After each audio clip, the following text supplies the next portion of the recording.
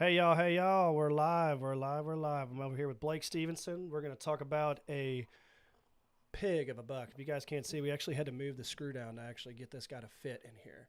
His G3 is literally about a quarter of an inch from the ceiling, and his G2 is about 1/16 of an inch off the back of the wall.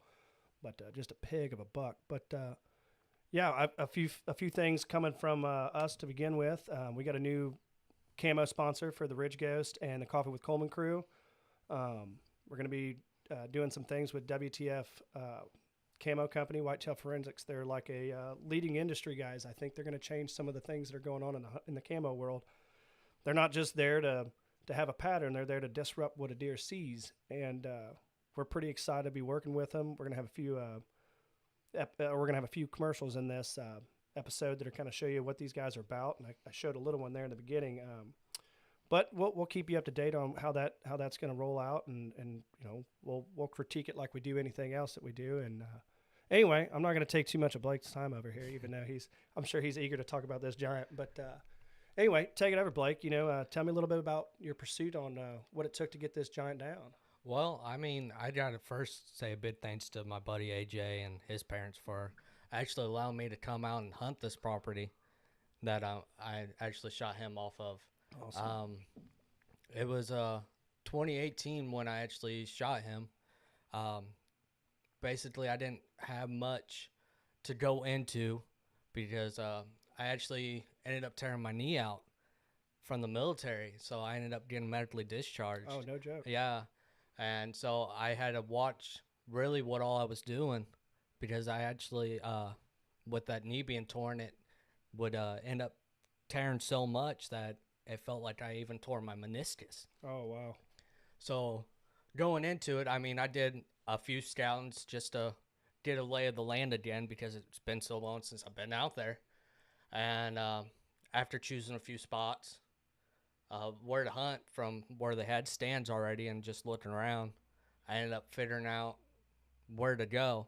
Right. Did you pay attention to any, like, when you talk about those stands? We had a guy come on a few weeks ago who was talking about going in on people's property to already have existing spots. My buddy Chad, it's like his favorite thing to do is go and shoot a deer off of somebody's property, and then they've got stands hung somewhere else, and they're like, hey, what do you think about over here? And he's like, well, I guess I'll go hunt it. And he always kills something. But so when you say that, you know, did you hunt out of any stands that they had done or? Actually, I shot him out of one of the ones that they had back on Back Ridge. Okay. That led into two different had two finger points. Nice. That for creeks that ran into one that actually ran down into Corey's property. Okay. Oh, you want to draw it out? I've got a really cool thing. You can kind of explain to these guys what these creek beds. We've been having a lot of talk about these creek beds and what they're doing for people, whether it be dry or not. See if I can get it to not be blurry here. Seems like every time I move it in front of there. So, like, this ridge is the one that I was actually hunting on. And then we got a little pinch point right here for the creek. Okay. And then another one actually to the left of it. And it just runs down, and they just V out. And they kind of just funnel into that V? Just into one. And this is all one big ridge. And then you got another big ridge right here. Okay, sweet, yeah. So it's just all like basically a pinch point for where he actually came out through. Nice.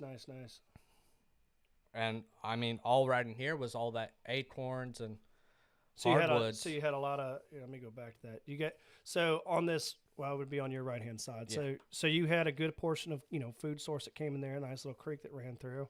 Yeah. Any oaks or on either side, or was you predominantly hunting oaks? Around. All around. All around was all oaks. So what time of year? What time of year was that when you actually shot him? I actually shot him opening day of rifle season. No joke. Yep. Okay. I shot my buck this last opening day. Me and my buddy, we actually went out opening morning and hunted, and I actually hunted a different stand at the time, just watching over a big food supply. And I had one come in at 80. He came in, but it was right before shooting light. Right, yeah. And by the time I could see his rack, and he ended up walking downwind of me. Did he bust you? No, he never busted. Really? Yeah. And by the time I was able to see his rack, and by the time he got past me, I wasn't even finished counting all the kickers that was on him. that deer. Yeah. Made you nervous, did it? It did. I was like, man, should have came out 5 minutes earlier. Yeah. But like the last episode, y'all were talking about the old Marlin 3030s and everything. Yeah. Well, this guy, he ended up coming in, and I actually was using my grandpa's old Marlin 3030. And it was one he shot his first deer with. My uncle and my dad both shot their first deer with. You can't beat those. No, you can't. And basically, I didn't know what all I was going to be going into. So that's all I decided to carry for her. Well, it's a good brush gun. I mean, Yeah. I'll shoot through. That's. I mean, if I know I'm going to be hunting a spot, nothing but brush, that's all I'll take. Yep. Well, he ended up coming in at 50 yards, and I ended up shooting him. Nice. And after I did shoot him, everything around me was cold. Really? Yep. That's weird. And it was, and on that day, it was actually, I was hunting in just a t-shirt. That's Really? how warm opening day was. Yeah, you had your It was grandpa with you. freezing as cold in the morning. I think it was like -9 with the wind Oh man. opening morning, but later on that evening, it was different. Yeah. And I was like, man, I don't know if I'm gonna see anything. So did you shoot him in the evening then? Yeah. Yep. Okay. So you'd say, as that property lays, I've heard a lot of people talk about these big bucks in that time frame, in that November time frame, finding small food sources on the run, downwind from does. That's kind of how Corey had his buck come through. It's why his spot's such a good little spot. It's just a great little corridor that goes through there. And I'm finding out more and more people that I talk to, it really is. Get on those ridges. Get on those areas where you can see up high that are dry creek beds. River bottom farms, one of my favorite places to hunt, because all you got to do is find that crossing. Same thing with this property. You've got that big Y, you've got two big old down dumps in that go right to a finger where they can be kind of elusive. You know what I mean, they could go right by you if he was on the ridge over. Yeah, and the way he was actually heading towards was on the right side of that creek, and once you come up, it leads out into the field, but there's another section of CRP that they still have. Okay. And that right there was nothing but bedding. So they were bedding pretty hardcore in the CRP. Yeah. And that's the way he was heading. He was checking to make sure there's some hot does there. Yep. So it was all of placement, figuring out where I knew these does and any other bucks that would tempt him were going to be at. About be down in there, yeah. So you would say you hunted the does versus actually hunting the buck just to get him on his pattern and catch him off guard, yeah. I've heard a lot of people talk about, they always say you got that lull time or that 10 to 2 or whatever it is. Most of the people I've had on show have shot from 10 to 2. I want to say I shot him at like 4. Yeah. He was up cruising early then. Yeah. And in that November time frame, man, I feel like they do. I feel like their patterns, a lot of people say they love hunting that rut. And don't get me wrong, I love hunting that rut. I mean, there's nothing better than watching a big buck come in chasing doe, or you watch that doe combine, you're like, okay, get ready. It does give you that heads up, to get your bow ready, because you never know. Me personally, though, if I could pick a time frame, I really like October. Yeah. I like those last 2 weeks when they start finding territory and they start moving other bucks off areas, and when they start kind of honing in on food source, and they start feeling that weather change and get cold, and that's what I like to typically hunt. Don't get me wrong, I'm not going to pass up a good rut hunt. You know what I mean? It's never going to happen. But when you got bucks like this that come through and you catch them in those pinches, man, that seems to be the thing to do, is catch them in a pinch during the rut. I mean, there's a million places you can hunt on a farm, but it's finding that spot where he can be elusive, even when he's in the daylight, because most of these big bucks like this, especially these big, like we were talking about earlier, man, the big framey bucks, they're always the prettiest ones, because it seems like they never get in fights. The big tall framing, my Big 10 from 2 years ago, this guy, we had another one on the show, last week with Fisher. His was the same one, 176 inch, real tall framey buck. And he said, I didn't see a lot of fights with that deer. And I'm really curious to see if it's because, when they're younger, they're big and they're framey and they look bigger rack-wise, if they're going to get challenged by an older buck. And when you find a buck like that, you get that, you got to dive in and find, his pattern, because he's going to react because of those other bucks. Yeah. And did you ever see him out on the hoof as far as, in a field much? No, I didn't. he was one of those ones that just stayed way back in the back. And Yep. the only time he was ever done come out was At nighttime. at in them nighttime, fields. or if he ended up having a doe with him and she got up. Gotcha. But I mean, he ended up getting up, like I said, 4 o'clock. He might have It's moved getting off a doe. close. Yeah. It's getting close to dark, so he's heading towards that doe bedding area. Yep. And he's starting to go and check some And more. the best part about, like when you talked about that pinch and how everything worked off both those ridges, you have all those acorns in there, man. All them oaks. It seems like these big bucks, boy. They'll cruise, hit those acorns at high protein on the way too, and it's like a double whammy for him. Well, in that spot specifically, I mean, he had the cover he needed. Yep. By going down, and he could pick either way he wanted to go, whichever wind really was going for him that day. He had the food, and he had the does, you know what I mean, to chase after in those areas, and that's pretty sweet. How far away do you think you were from bedding, honestly? Well, actually, I hit some antlers once on him, and it was probably 45 minutes before he came out. So it was actually really hard telling how far he was. Yeah. He could have been 200 yards. He could have been 600. Yeah. It was just all the fact of He might have come in slow too, like Yeah. we said. With him hearing another buck in his area, he might have just tried to see. We have that because we he talked didn't about that. Yeah. he didn't really come trotting in or nothing. I mean, I wasn't really paying no attention at first, Right. and then I looked up and I'm like, oh, I didn't even hear you come in. Yeah. That's pretty wild, like we talked about that whole, him not necessarily being afraid, but in a sense kind of afraid to fight some of these bigger bucks, or well, not even bigger, but with that buck that I had a few years ago, he did the same thing. He would come out to the food plot 10 minutes, 15 minutes before dark. A lot of times he wouldn't even be on that pattern until it was dark. I've got trail cam pictures of that buck. I walk through, and 10 minutes later he's right behind me. I mean, I've literally had it right behind me. sometimes too, or it'd be he'll come out and then 10 minutes later here I come walking in, and it's like, well, heck, He didn't even bother. Yeah. And we talk about, scent control. It's one of the biggest things everybody talks about. Everybody wants to talk about scent control.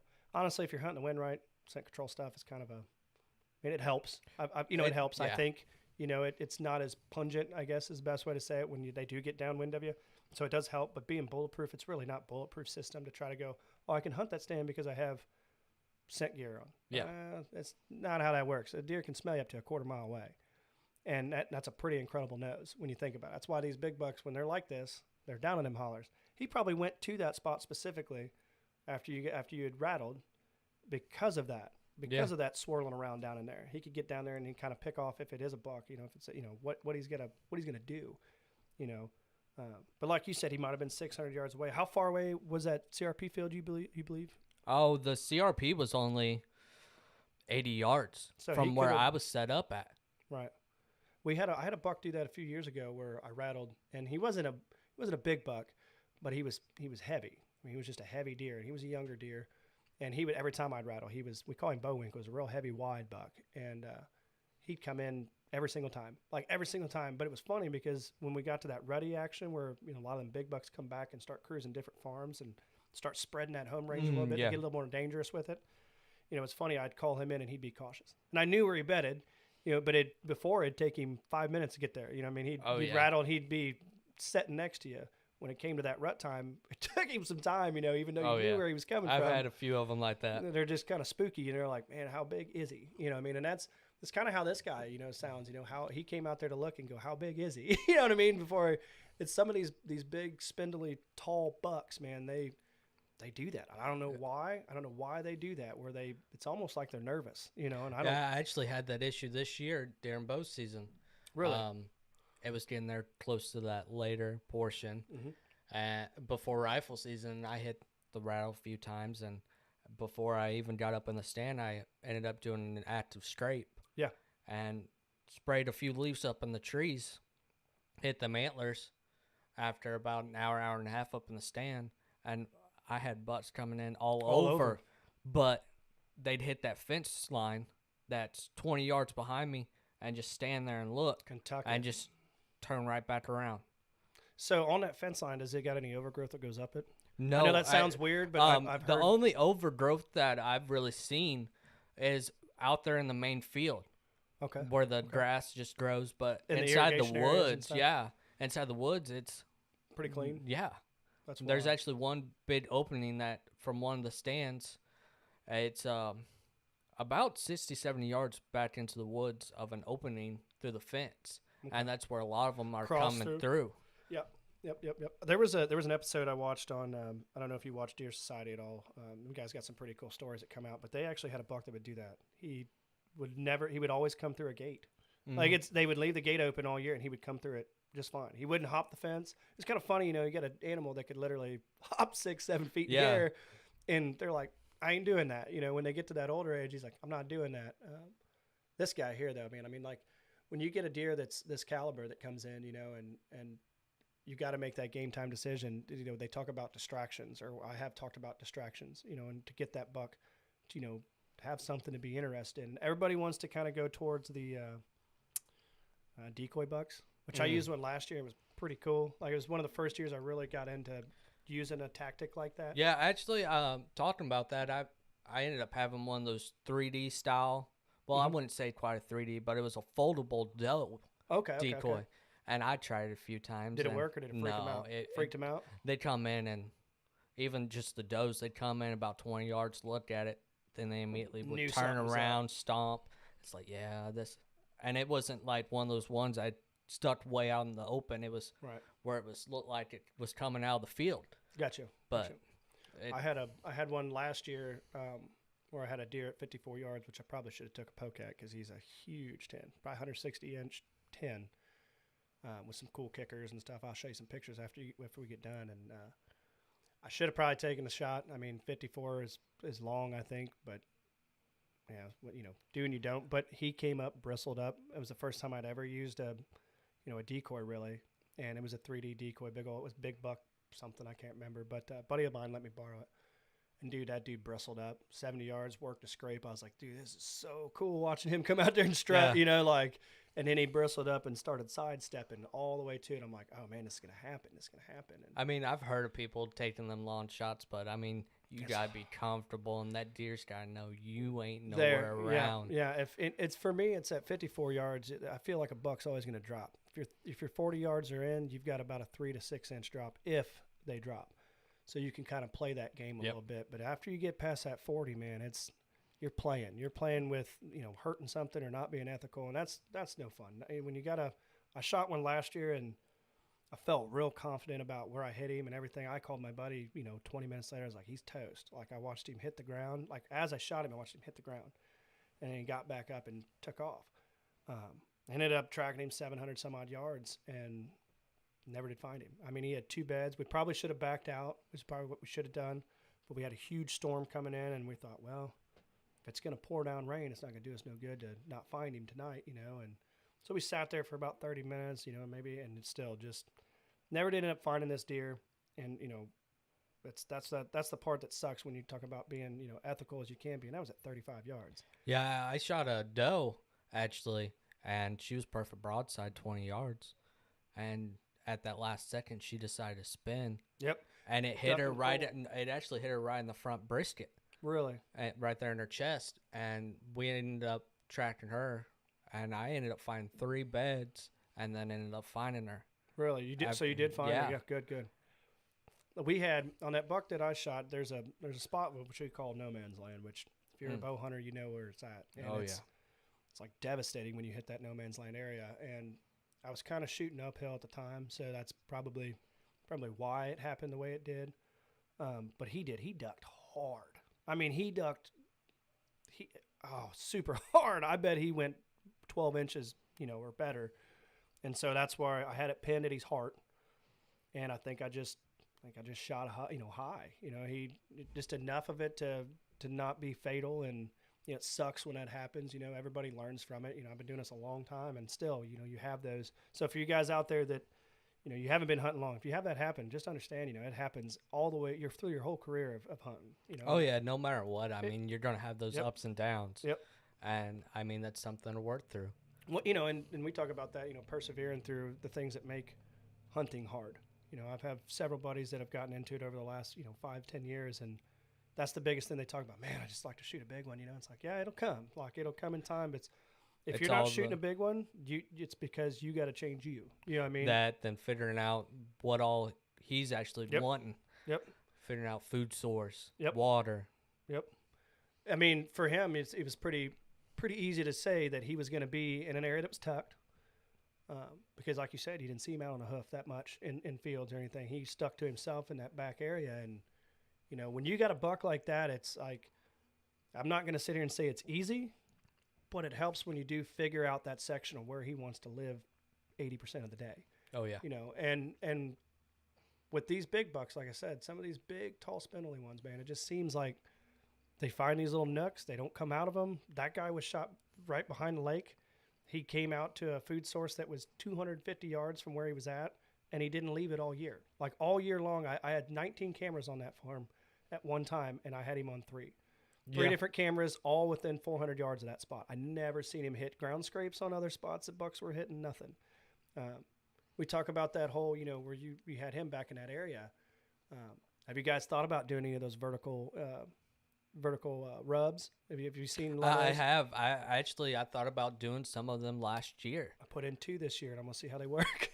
Yeah, I actually thought about putting some in last year, but ended up never getting the time to get out there early and do it. Yep. Got to do it in June, July. I mean, I already hung stands. I've already got everything prepped for this season, other than one other run and gun stand that I kind of play with, and it's a rut area. I did put in a horizontal rub. I don't know if they'll use it because it's a big cedar thicket right to the left of it, and a lot of them cedars get tore up. I mean, they get tore up in there. So I figured I'd hunt off that pinch, kind of similar to what you drew up there. There's three dump ins there, 2 creeks that run through it, and then I put that horizontal rub on the opposite ridge. Mm-hmm. And then it's going to a ground scrape and a food source that's up there that's a perennial. I don't know if you read into much perennial rubs or perennial areas of perennial scrapes? Not with them. Okay. That's one thing that I tell a lot of guys. You know, I've learned a ton. It may not be the one of the big bucks hitting every time, especially early season, and you're not going to get a ton of good pictures off those perennials.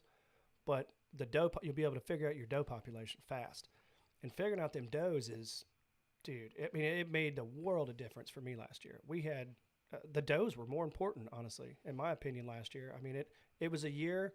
I don't know how your farm was set up, but there wasn't a lot of food last year. It was all out early for us. We had beans out in like first week of October. Yeah, I mean, with us, the whole place was nothing but CRP at first, and then so they were using those acorns hardcore. Oh yeah. So you honed in on that fast. They ended up finally, my buddy's dad and his wife ended up having someone come in and farm it. Okay. After several years, and the first year we started out with beans, and then worked the corn and I think the year I shot him, there was corn in. Yep, dude. Corn years are. That's one of the funniest topics to talk to bow hunters about. Corn or beans, and I've heard people say beans because you want to get that buck out of there early. Yeah, you want to get out of there, get that dude in there early, which great. But here's the thing: beans to me are like the lottery. You're putting all your cash up front, and you're hoping that he comes in. It's like putting eggs in one basket. Corn years, they're going to get on a more specific pattern to me. They don't like walking through corn. You know what I mean? They don't. I mean, they'll go in it, but they're going to use lanes, and you can set up on those lanes. It's almost like creating a maze in your hunting area. You know, if you can get a good corn year. I have better luck in corn years than I do bean, but that's just me personally. I mean, when you talk about this guy, his main sounds like to me his main food source was he was hitting them acorns all the way down through there. Like, and he'll follow a lot of weird parts. Like I said, these big framey bucks, I've seen him follow does. I've seen him follow does all the way out to October, which is really odd to me, watching 6 does come through, and eat on acorns the whole way through. And then 20 minutes later, he's not after him during the rut, you know what I mean? But he's doing that same pattern. He just doesn't want to be with them. Yeah. And that's what I meant with those perennials. He'll check those perennials, especially during the rut. During the rut, that's when you switch that gear. And so, you got 6 good does on there or 7 good does that have been hitting that perennial every day. You can set up on it knowing that 2 weeks of rut, all you got to do is get in between that perennial and that bed. And if there's a food source, if you're lucky enough to have a food source like you did with this guy, that's even more, you're just more bulletproof. Pick spots that are bulletproof. I tell people that all the time. If you've got a spot that you've got food, water, they've got scrapes to hit, I mean, what else is a big buck going to want? other than doe checking, you know what I mean, a bedding, which you had that too. I mean, you had that on that, you know, in the CRP field. You had him checking those areas. I guarantee you that's what he's down in there doing. Oh, yeah. And I wonder if at 4 o'clock, you think at 4 o'clock time frame, if it was pulling them thermals back down in there too. I bet you he was checking down in there. It wasn't just him rattling. He wanted to figure out what that was. He was cautious, it kind of seems like, but that's kind of funny when you see a buck this big get cautious, you know. Like I looked at that guy, that 10-pointer had, and I got to laughing afterwards. I'm like, I can't believe he was afraid of anything. Like he had such a big frame, and like this dude would toe to toe with the best of them. You know what I mean? Oh, yeah. It's funny how he didn't want to. He don't got no marks off of him for November. It's one of the cleanest capes I've ever seen in November. Like you're talking first day of gun season. This dude ain't got no chips. He's got nothing. I mean, he's perfect. I mean, he's got that one little chip right there on the top, which he could have done anytime, you know, on any fence row. I mean, he could have done. And it's right there on the tip too. Where he was probably getting in it. Yeah. And I don't know if you might still have some on him or not. It may have all finally fell off, but he still had Osage orange on him. Really? Down around his base? Yeah, when I shot him. Yep. I had a buck that, well, actually he's right there. He had the same thing. He had that Osage orange on him too as well. But, dude, it's one of those things where you talk about strategizing and finding some of these big bucks. And a lot of times it's, you know, take a step back. I mean, look at what you have and look at what he's doing. You know, you don't, I hate going in and trying to get intel. You know, you got to get it and you got to set those observation stands. I don't know if you set observation stands often or if you just go in and time frames. Yeah, basically what I'll do is, I mean, I got multiple stands set out on that property, and then I'll take my bow out with me because you just never know. And yeah, I mean, I'll set one stand just to figure out, hey, how much deer do I have coming in at this time, because this property. How big is that property? It's 88 acres. Oh, okay, cool. So, I mean, it's a decent amount, but like I was saying, 30% of it's nothing but a field. Right. And basically, I'll hunt one stand, and just to figure out how these deer are moving. Gotcha. And in the mornings, there's none at all. They don't hit property, that spot? Yeah, this property is nothing but an evening spot. Right.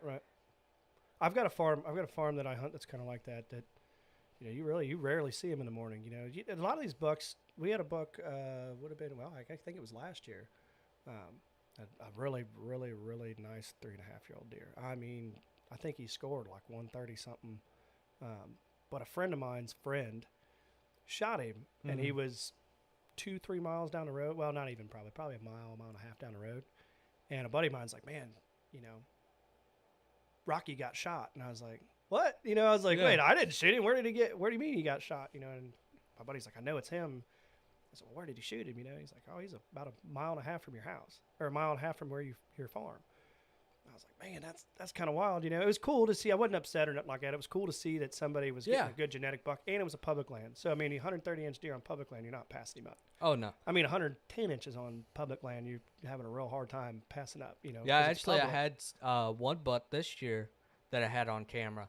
And I actually have a buddy that hunts about 8 miles down the road from me. No joke. And he had that same buck and another one almost identical to him on camera too. Really? Yeah.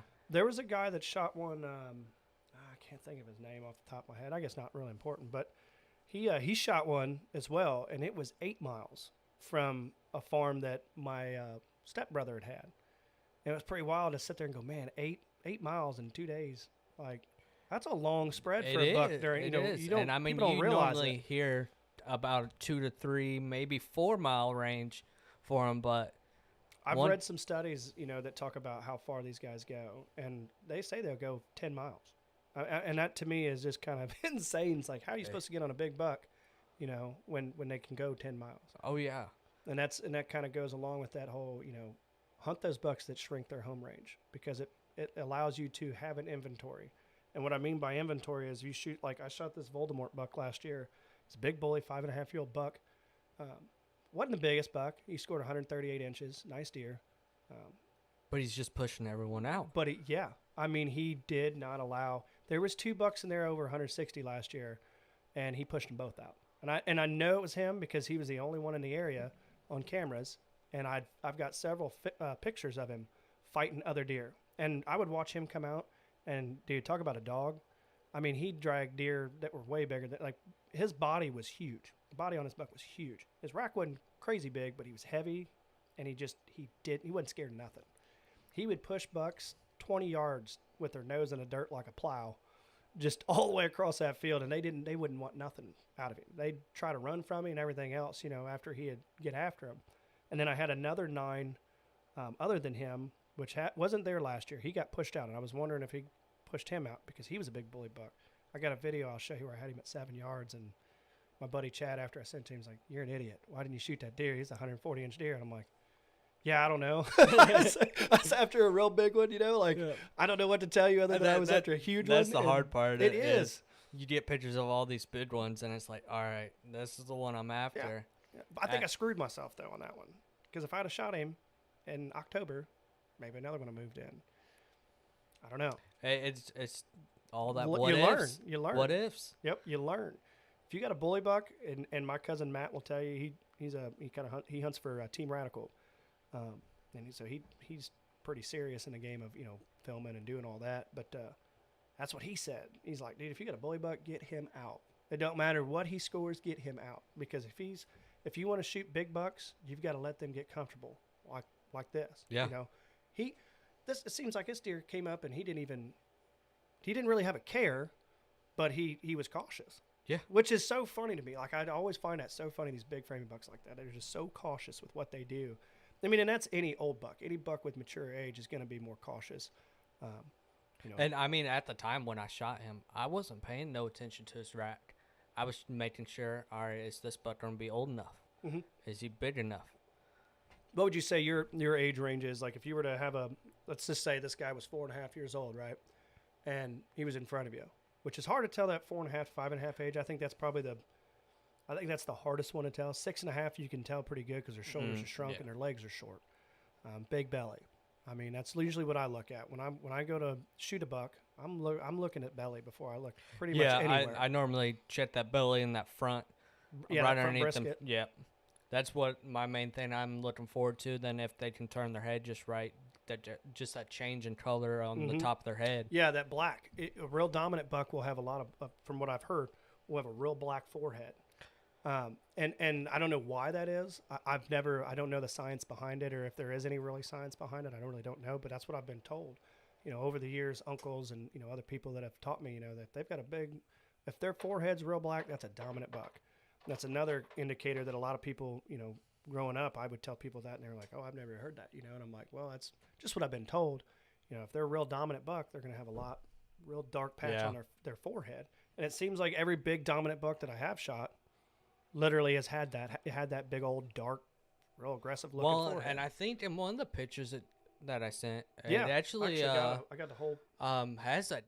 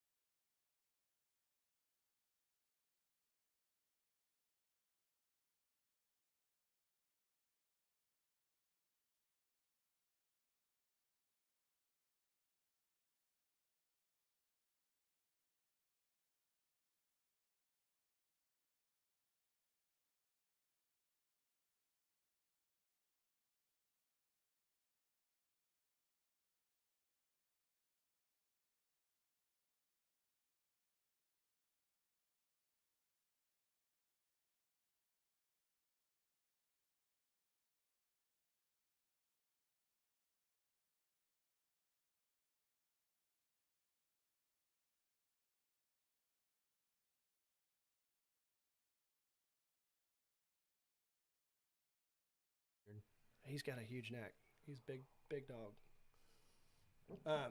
So far, as far as this year goes, how are you feeling about this season? You got some good prospects yet, or have you put out much yet? I haven't gone out yet to put cameras back up. I figured I'd be doing that here within the next week or two. Mm-hmm. And I plan on clearing out a little bit of some brush and timber to put in them extra food supplies in back there in the woods wherever I can get some to grow. I did some last year, and they came in decent. What'd you use, if you don't mind me asking, as far as seed for those areas? I ended up doing a little bit of some radishes and I can't even remember what else I put in. Was it a mixture? Was it just like a bag or well, something no, bought, it was or? just some different stuff that Farm and Home had that Gotcha.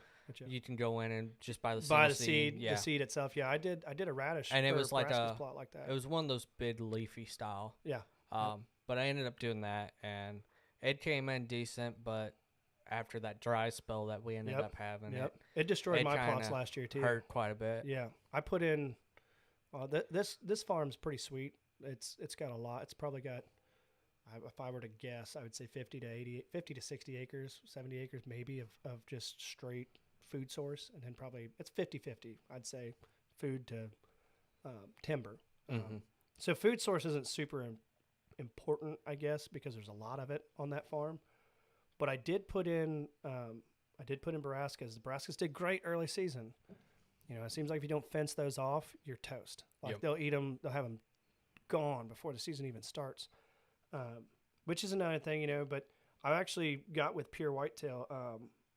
They're another sponsor of mine that I have, and they got a product called Shady Patch, and it's literally for those areas where you're not getting a ton of light, and they've had tremendous success with how it grows. And I think it's chicory, clover, brassicas. It's a mixture of all kinds of winter oats, possibly. I'm not sure exactly what's completely in it, but I put one out this year, and I've already got 4 or 5 inches of growth in an area that I couldn't grow it anywhere. I couldn't grow anything there. I tried for 3 years now, and that's the only thing that's ever grown in that area. Yeah, and I mean, the hard part about where I want to put all these plots and certain areas, it's just rocky. Yeah. So it's just hard to be able to till it up.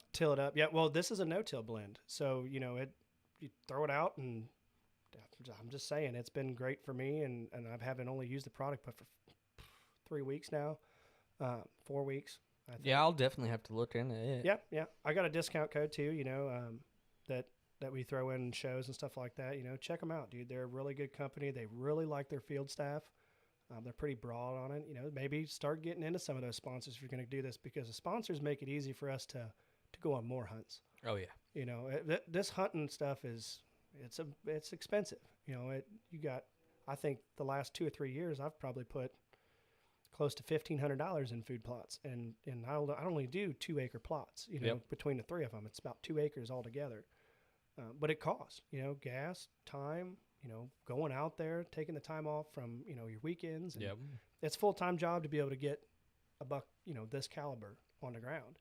I mean, luckily you got an area where you've got a lot of food source that's good throughout the year, and you've got good bedding, but those little pinch points, like, you know, you were talking about doing some TSI work probably and making some more bedding for them kind of on the ridge.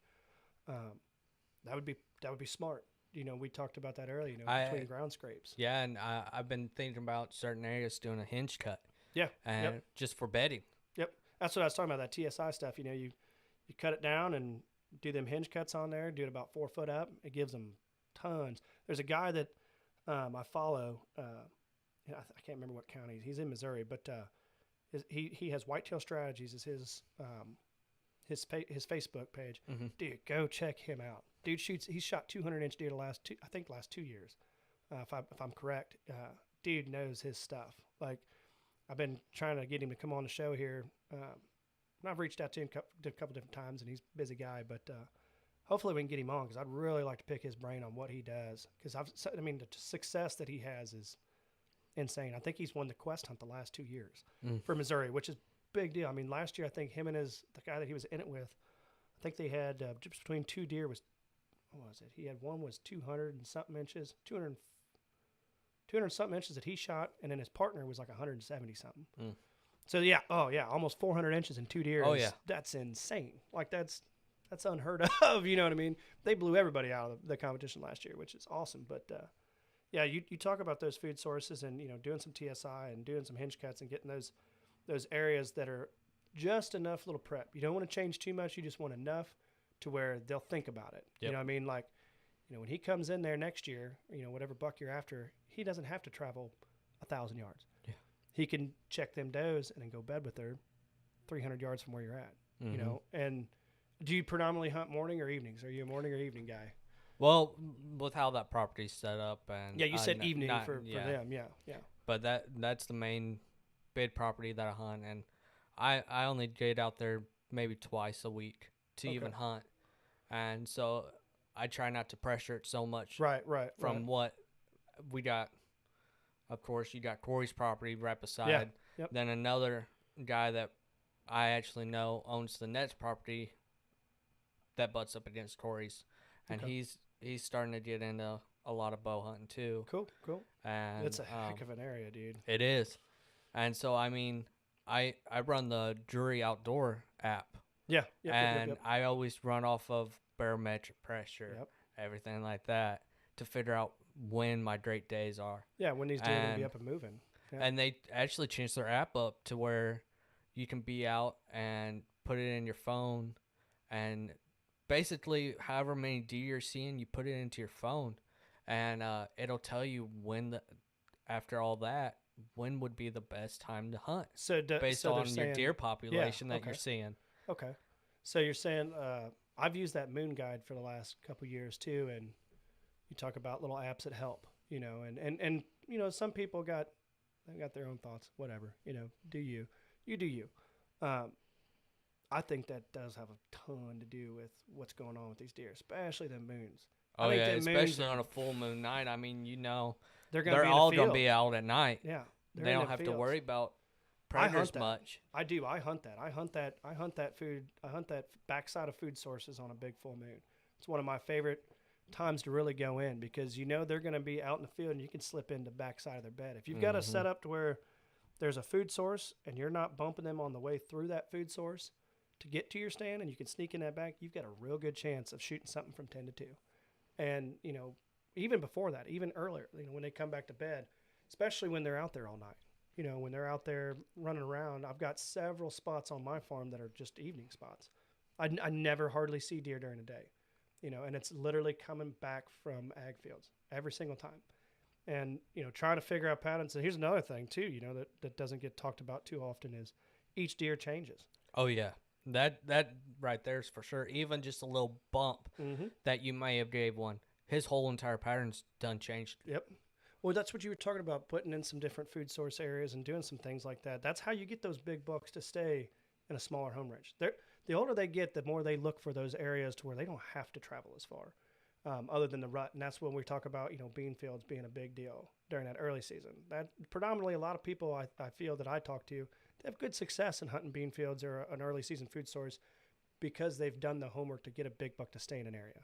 I had about 100 and I don't know. I've had several people look at the photo of this buck that was on our farm last year, and everybody that I've talked to said 170s plus, possibly in the 180s, and he's huge. Like he's huge buck. I mean, he's super, everything you could ask for. He looks frame wise, he's about that same height and everything, but he's thick. He's got kicker points. I mean, he's a stud, and he was like that. Yeah, everyone I sent pictures of this buck, they were all like 170s, 170s. And then once I got that measurement, 162, 163, I was like, oh. Yeah. Hey, still booner, dude. I mean, like, there's no shame in this buck whatsoever. Like I said, I had to move the screw down 3 inches just to get him to fit in here. Actually, probably 4 inches to get him to fit in here tine height wise. You know, and we talk about shrinking home ranges, you know, a lot. That's, you know, with these mature bucks, you know, that's pretty much where I'm at in my career as far as hunting. You know, I don't have to shoot the biggest buck in there. I like that age. I like knowing that deer specifically patterned himself to be in my area. Yeah. That makes me feel good that I'm doing, you know, the nutrition right for him to be comfortable in that area. And, you know, we talk about what keeps some of these bucks in an area, what keeps the does in your area. I think that's probably the hardest thing to learn. At least it was for me, was how do I keep a good doe population, you know, in numbers, but yet keep an area where big bucks are going to want to be. You know what I mean? I don't know if you have that problem. You know, I feel like a lot of guys do, but I noticed this year was my main issue. I seen more fawns than what I did does this most recent year. Really? And it was all stumping me. I barely seen any bucks during the rut, and my main focus is hunt those 2 days a week that I normally do, all the way up till rifle season. Right. Until I can kill my buck with my rifle, and then after that, I focus in on just waterfowl. Give that property time to relax, have them. So you don't go in late season that often? No, really. I rarely do. I might go for an alternative, but other than that, maybe a doe hunt. See, this is something I find fascinating with people. You know, I talk to a lot of guys that are like you, like they don't go in that late season. And to be honest, up until about 3 years ago, I didn't do a lot of late season hunting. After November, after gun season, I was like, all right, this is time to move off and let these things do what they're doing. Wildly, I got into with a good buddy of mine, Chad, who's actually one of our Ridge Ghost guys. He really got me into late season. I mean, dude, we put in late season food, frost seed, and did everything last year. And I'm telling you, some of the deer that were showing up in that late season food, they were deer I've never seen. Mm-hmm. And I didn't go out there a lot because I just kind of wanted to see what it would do as far as trail cameras. And I ran some cell cams to kind of see movement. And I went and sat a observation stand that I have where just kind of you can see the whole field, you know, where they're coming, where they're crossing. It sets up high. It's just kind of a perfect spot to kind of watch. And I didn't hunt hard, you know, last year on my farm for that late season portion. I just wanted to see where they were moving. Oh, yeah. And to a T, I watched 41 or 42 does, I can't remember, crossing the same spot like a train. And then right after that, 10 minutes later, there was some big bucks that came through. And that late season, dude, I think meet more people. We talk about, you know, focusing on getting our stuff ready for the season. You know, when do you start and stop? You know what I'm saying? When do you start and stop? Yeah, you never do. I don't think throughout the whole season, I'm always doing something, minerals, you know, salt blocks, trying to get something, you know, more nutrition for the does, you know, in that off season. And you were talking about you had lots of fawns, you know, obviously bucks are cruising through there. Otherwise you wouldn't have the fawns in there, but the fawns they're rambunctious. Oh yeah. And they're wild. They're not on his level of being secretive. You know what I mean? They're like, hey dude, you're being an idiot. You're going to get shot. You know what I mean? Quit doing that. And so they'll uproot their whole area. And I had a group of 4 does, and I predominantly think that's why that big buck that I had last year moved out of his little home range area. It really wasn't far. It wasn't even far from the camper. It's probably 200 yards from the camper that we had out there. And he enjoyed it because the does were afraid of it. It was really weird. The does were afraid to go back there, so he stayed back there. And then once, you know, that season came on where the does were like, okay, these guys are not, you know, nothing to us. We'll go stay back there too because it's thick. What pushed him right out? And then I was like, now I get to that point every year where I'm like, okay, doe management, how do I keep it to where I have 6 to 8, 6 to 10, 15, 20, I don't even know, does on a 200-acre property, but yet don't push out these big bucks. Yeah, I think that's the hardest part for me is trying to figure out that portion. My main focus during early bow season is actually figuring out what my doe population is based off of trail cam photos, how many I'm actually seeing out there during actual while I'm hunting. And based off of that, then that'll have me determine, all right, this is how many I need to take off. Right. So do you do a good doe population, you know, hunt beginning of the year, or do you do? I'm basically try to focus it at the beginning of the year. Okay. I'll normally try to take, depending on what our population is, at least 2 to 3. Right. Good, that's what big, I did last year. Mature does. Occasionally, if I got a young one come walk by, maybe like a 2-year-old or so, I'll let one fly at her. Right. See, that's another thing that I was talking to a buddy that he hunts in Michigan where their doe population's like wild, and they have tons of deer up in Michigan, tons. And we're actually going to be hunting it this fall on some public land pieces and doing some stuff up there. But that's what he was talking about. He's like, man, my hardest part was figuring out how to push some of these does off. He's like, I know it sounds bad, but I had to put in work to get some of these does off the property, you know, and in order for bucks to come and homebody there. And that's, you know, when I do smaller properties, 200 or less, that seems to be the hardest part, you know, is that doe. And then you go throughout the season, you know, what does do you take off? What age limit do you go for? Do you go for the big nannies, you know, that take care of those fawns early season, or do you go for the 2.5-year-olds that are going to be bred a lot faster? Predominantly everybody that I talk to, they shoot 2.5, 3.5-year-old does for the most part early season. And then when fall kicks off, like, full blown right around the rut, that's when they'll take 1 or 2 nannies. Just because the nannies will bust you. They say it's not because the nannies aren't willing to breed, it's just they'll bust you. And that's what I did last year, and it worked great. By November 10th, I think I had 3 good bucks that were on 140, well, it's just under 140 acre, 130 something acres.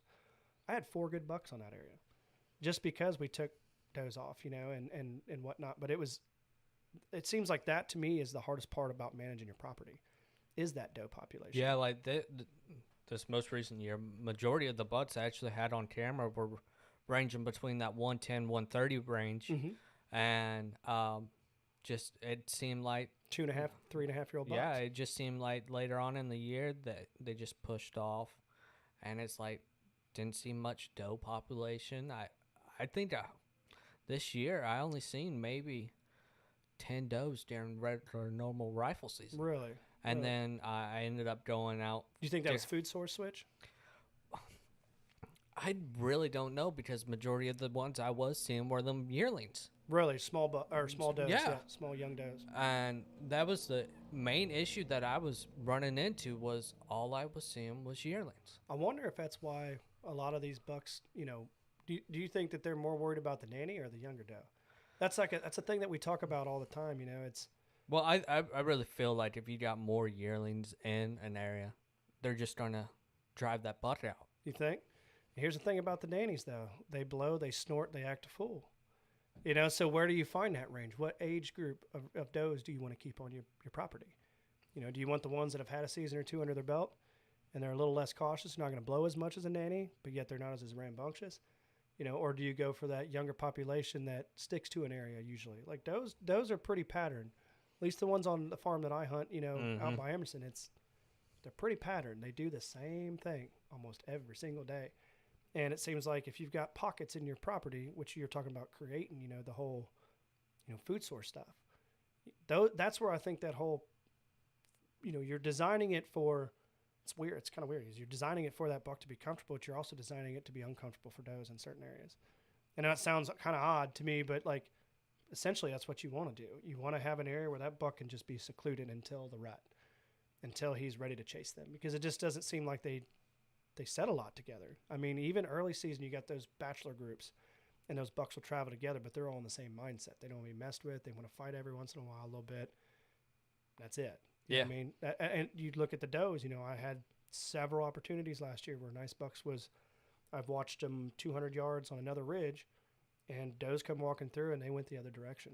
They didn't want any of that headache of having to be on edge or alert because they heard a twig snap or one comes barreling through there, playing with another one. Yeah. I think that's like probably the hardest part to try to figure out when you put your stand locations in, finding those spots where the bucks use the fringe and the does use the majority. Mm-hmm. And, Corey talked about that on his 19-acre property. He hunts that little fringe spot. And, I mean, it works. Your guys' area is producing booners almost every year. They're at least producing booners. Whether they get shot out there or not, that's another thing. But they're producing booners in that area every year. Yeah, like that one he shot this year with his bow. Yeah. He actually ran around with that buck I showed you that I named Dagger. Okay, gotcha. Whenever... This guy. Well, not him, but... Is this the one Dagger buck, or is this the... No, I think that's that one that Corey may have sent me the photos of. It's a heavy rack. It is. And if his genetics are the same way of the past 2 that me and Corey have shot off, he's going to be another freak. He's going to be a brute next year. And just his base on him already. Did you see that one his boy shot? Yeah. Corey's boy, the base is on that thing. I've got a friend of mine, his wife shot one at 8.5-inch base. Just like, they almost touched. They almost touched. Like they're literally a 1/4 inch apart. The base is on that deer, 1/4 inches apart in the middle of his forehead. I'll show you some pictures of it. It's an incredible deer, and it scored 167, almost perfect. It's a beautiful deer. Probably one of the prettiest deers I've ever seen. And it was like that. He was big, framey buck. Mm-hmm. He didn't have a lot of stuff taken off of him. Once again, it seems like when you get those mature bucks, it's almost weird. You get mature bucks and they don't have a lot taken off of them. It's odd. You know what I mean? Yeah. Unless he's competing for ground, you know, in an area, which can be good and bad at the same time, you know, because then you're going to get those bucks that are all busted up and messed up, which whatever, you know, I still love those deer too. I love those tanks that fight. Like, it's just cool to have some of them bucks that are all tore up. But it's like, you know, we get deer like this and it's like, dude, he has no imperfections. Why? Why did he live in the area he lived in? Why did he not go out and fight? And why is he not all scarred up? Yep. He has nothing on him. No. Like, no, not even any previous scars on him. Like, at all. Like, at all. Like, not It even. just makes you wonder if he was one of those ones that once he heard a butt fight, he just stayed back. Well, that's what I'm saying. I think He'd come in and investigate, but Yep. he was that type that, hey, I don't want to fight. I'm going to sneak through and steal your dough while Yep. y'all are busy. Yep. And what's wild about, you know, we talked about that a little bit ago, you know, the whole, hey, he's framey. I mean, he's big and framey. You know, when 2.5 years old, he probably looked like a 3.5, 4.5-year-old. Oh, yeah. I You know, guarantee you did. I don't think bucks, I really do. I really don't think bucks pay attention at all to body size. I think they look at what's on the head and that's all they focus on. Yeah, I actually, I ended up talking with Corey, and I was like, hey, you think you got any pictures of this guy at all? Because I wasn't running cameras at that time of the year at all once I first started hunting the property. And he started looking around, and he sent me a few, and I'm like, that ain't this buck. Right. I done already shot that buck, and this buck, other bucks running around here. Right. And- How long and- was it after you think that he ran, that other buck came into that? It was combat area? within 3 weeks to a month when Really? because there was snow on the ground at the time. From the pictures that Corey sent me, and he looked identical To this guy Yes, here. to this guy. Nice. He may have had a few extra coming, A little few kickers here and there, which could but came I with mean, age. But he looked identical. And I mean, all the photos looked within 15, 20 yards, but wow, you would have thought it would have been the this same buck. deer. Yeah. There's something, you know, the beauty of finding where these bucks like to live. You know, you talk about guys that sit there and go, hey, I've shot multiple deer out of the same stand. Then you talk to guys that go, man, I have to move my stand around every year. You know what I mean? Because of different patterns. It's like pedigreeing your ground to work for the deer population. Yeah, and the way how all that property's set up, like on the far left side of mine and Corey's property, it's a big drop down hill. And down in there, it's nothing but a creek bottom, and that leads out into a big, giant open pasture. Nice. And right there is a fence row, and where that creek runs, it's nothing but cedars. Yep. And all right down there, because my little brother, actually, my little stepbrother shot a buck. We ended up taking him out, and he shot one.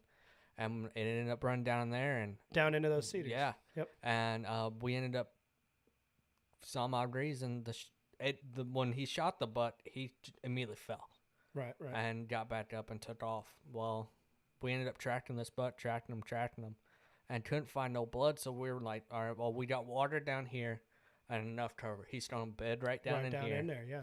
And that whole area down there, nothing but rubs, Tore up. scrapes. I have a spot just like that called a crab call. It's just cedars tore up.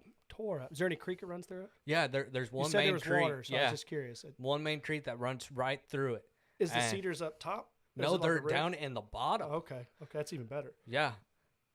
So I That's- mean, they don't really have to go far for food wise, water. They're just right there. Yeah.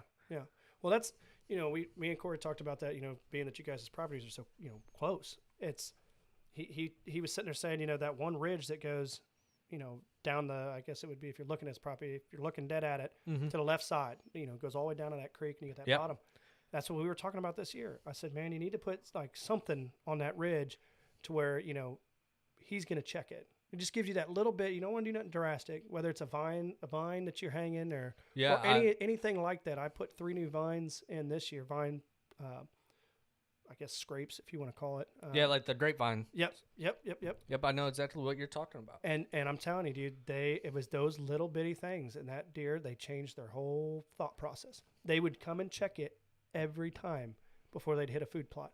And it seems like me putting those, you know, within 60 yards of a field edge or less, I'd say 60 to 20 yards, you know, off the field, that little sweet spot, they'll check it every time before they come out to eat. and it gives them, and it's not a massive change. You're not changing terrain. You're not really doing anything other than putting something 4 foot off of their main trail. Yep. And it's something that during Just a slight change Yes. that it's starting to get their attention. Go, Yep. hey, maybe I should go check that out. Yep. And and they're leaving scent too. Yep. They know that they can go there, and several other deer are going to hit that same spot, so they can kind of get a roundabout of what they're doing. What other bucks are there, what other does are there.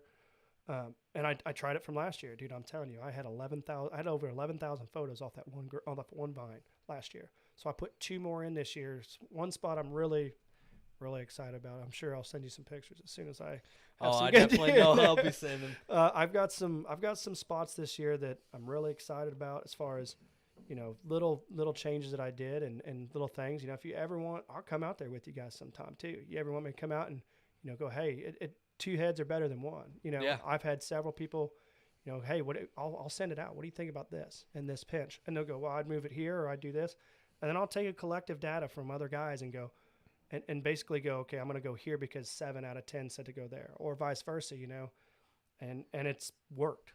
It's worked in the sense where I've been shooting deer a lot closer. I've had that 20-yard versus a 35, 40-yard shot. It's those little things that you can put yourself into where you really got to pay attention to the way the terrain lays when you put those things in, though. Mm-hmm. I've had one that I boogered up a few years ago. I put it in, and I probably shouldn't have. It was too close, and I didn't think about wind whatsoever. Yep. And it busted me. I got busted with a few does, and then that was it. I didn't have hardly any deer move through that portion ever again. And it was kind of wild to think about. But then I got to a different spot where thermals were pulling a different way. And I listened to another buddy. He's like, no, put it there. Your thermals are going to pull back that way. It's just far enough off where he's going to come through, or she's going to come through in that morning, and you got time to get yourself set up. Where do you hunt as far as a ridge? Like if you were to hunt a ridge, where are you going to hunt? You're going to hunt the top, mid, lower? Normally, most of the time, it's about the mid of the ridge. Mid-range, yeah. So basically, you're down low enough. You can still see that high point. If they're on another ridge, you can still see that low point. Or if they come sneaking in, you'll be able to see them. Yep. And it seems like to me, a lot of these bucks do move right down the middle of it. They can scent check both sides of that ridge by going down the middle of it. And I said a lot of guys, or at least a lot of guys tell me anyway, that is just diehard what they do. They won't even hunt. I know guys that won't even hunt field edges, won't do none of that. They won't even hunt a food source.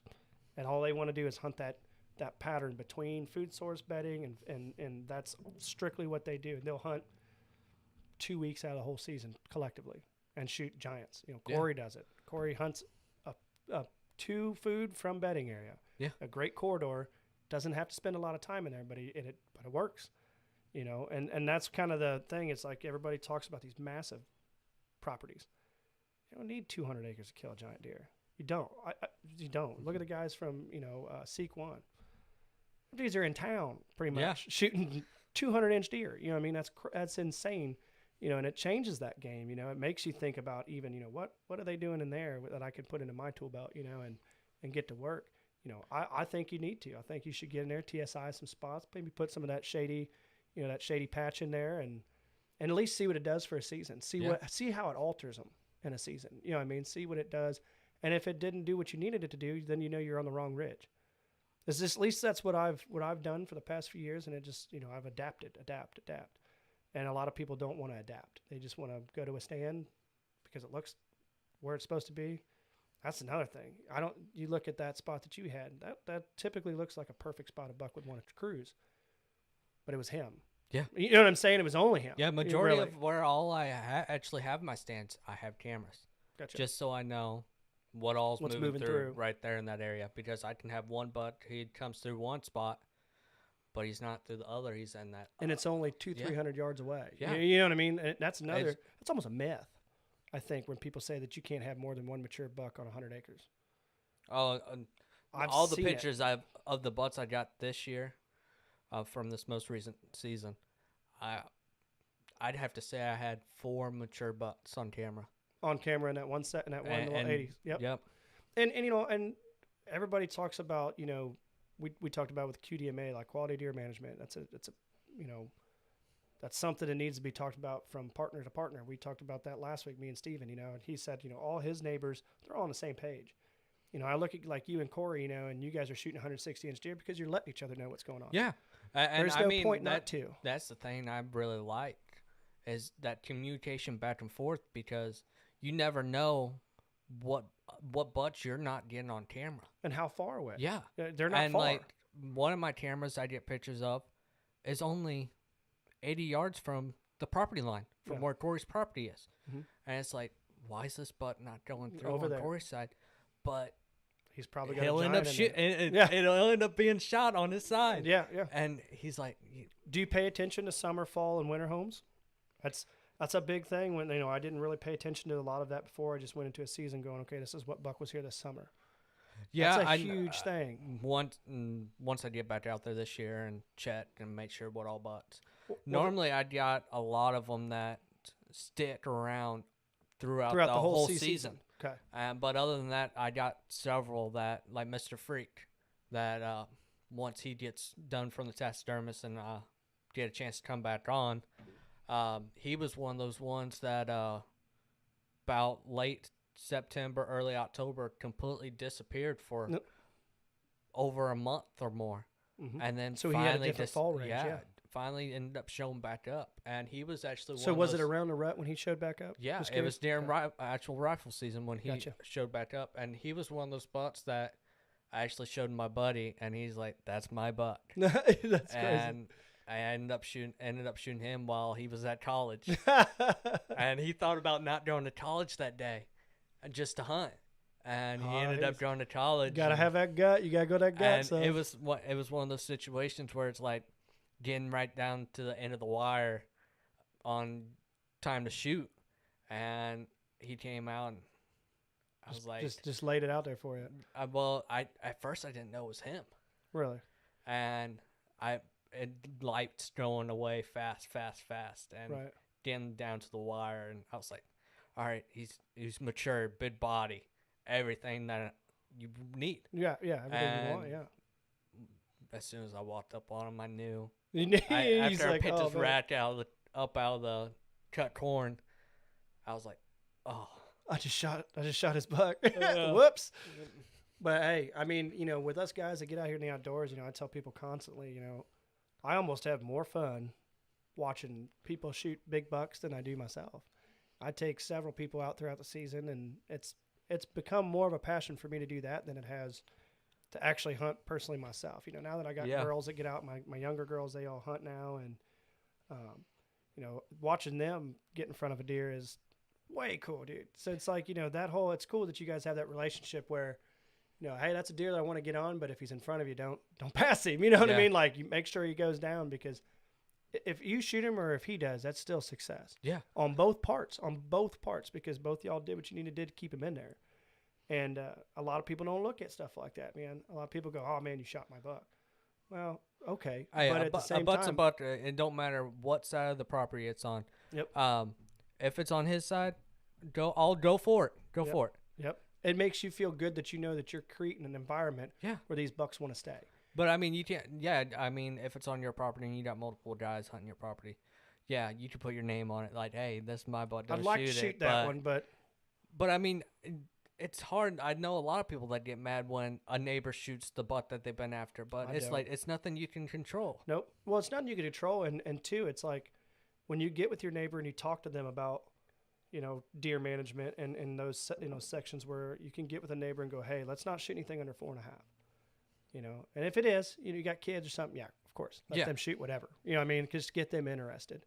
But when you get to a mature age of hunting deer, and you want to shoot 160-inch deer, you have to. You have to be in tune with your neighbors, what they're doing, not just because you're trying to figure out their hunting pattern, but to go, hey, man, if you want to shoot 160-inch deer, I'll help you shoot a 160-inch deer. And if you do it, if we have a spot where you've got a giant like this on there and he's crossing both sides, that's awesome for him to. If another guy would have been able to shoot him, you did your part too. What I mean? That's the community of what we have as hunters. This community is a special community to me, and the more that we can get ourselves together, and we're going to start having opportunities with big deer like this on a regular basis, and not just because it's not just about the trophy size of it, but dude, genetics. genetics. Being able to have a buck like this put his seed out there for 2 to 3 years, from 3.5 all the way to 5.5, or 6.5, 7.5. That's awesome. That you're ensuring that you're not going to just have one good season of hunting. You're ensuring you're going to have years to come. Oh yeah. And you got to be able to work that out with your neighbors. And I think that's so key. Steven said that was the biggest key to his farm in the last 5 years, was being able to talk to his neighbors and go, hey, let's shoot 160-inch deer. Let's do it. And they were like, okay. And you've got a perfect opportunity where you got Corey, who I know he's not gonna just shoot any deer. Oh no, he's not gonna shoot anything over. He don't care if it's 4.5. He don't care if it's 140 inches. Yeah. He just, if it's 4.5, that deer's toast. You know what I mean? Which is where you want to be at, I think. 4.5's a good age, and especially in Missouri. Yeah. Because how many neighbors shoot younger bucks? You know what I mean? But if you get into that point where you've got a 500-acre, 600-acre, 700-acre, 1,000-acre community of guys, it doesn't matter. You all are, in a matter of 2 to 3 years, you all are going to have an opportunity to shoot bucks like this. Oh yeah. Instead of just one person jockeying for it in that area. I think, to me, that just seems really immature to do to each other. Why be upset with somebody else because they shot a giant? That just means they put in a little bit more work. And now you got to put in a little bit more work. You know what I'm saying? Like, the game shouldn't be jockeyed in a sense of, oh man, he shot my big buck. It ought to be jockeyed in, dang it, he outdid me a little bit. That's the cloud of it that makes it fun. I'm actually really looking forward to this year. I mean, I went out a few times looking for sheds, and I ended up not having no luck finding no sheds. I didn't find but one shed this year. And I was like, man, I got a lot of good butts on camera, and this is how I want to figure out if they're still around. Yep. Because I had one, he was a toad, and he was one of those ones, he didn't come through until 1 o'clock in the middle of the night, and that was the only time. So he's roaming then. That was the only time I would get pictures of him. You talk about that 1 in the morning time. I had a few bucks do that, and they weren't far from where that camera was. They really weren't. I watched him come out at 9 o'clock in the morning. And the spot he was coming out from was actually that creek bottom with all the rubs and scrapes. Down in that. And he was coming up thicket? to feed. Okay. And then when I would get pictures of him, he was heading right back to it. Really? So you just got to get a spot stuck in that area where he's not going to pull thermals and screw it up before he comes out of there. So, that was another thing we talked about with bedding areas. I know, bedding for me anyway, I completely pretty much stay out of it. I know guys that go in and hunt fringe bedding areas, which cool. If you got a really big buck on there and you're trying to get him ahead of season, and try to get ahead on him and figure out what he's doing, that's one thing. But you can screw it up pretty quick. I did it last year. I literally did it last year at that Vanderbuck. Me and my buddy Chad went in there, and I don't want him to hear this, but I should have listened to him. Let his head get all big. But I should have listened to him, because we was in a spot where he said, man, thermals are going to pull down in there, and I think it'll screw you up. And I looked at him and was like, I don't know, man. I mean, most of our crosswinds come, east to west for some reason in this little area, just the way that it rolls. So I'm not sure if thermals are going to bother him too much. No, thermals bothered him a lot. And he would go pretty much all the way around me after that. He didn't really, he changed his whole pattern. His whole pattern he changed. He was doing the same thing. I've got thousands of pictures of this buck. Yeah.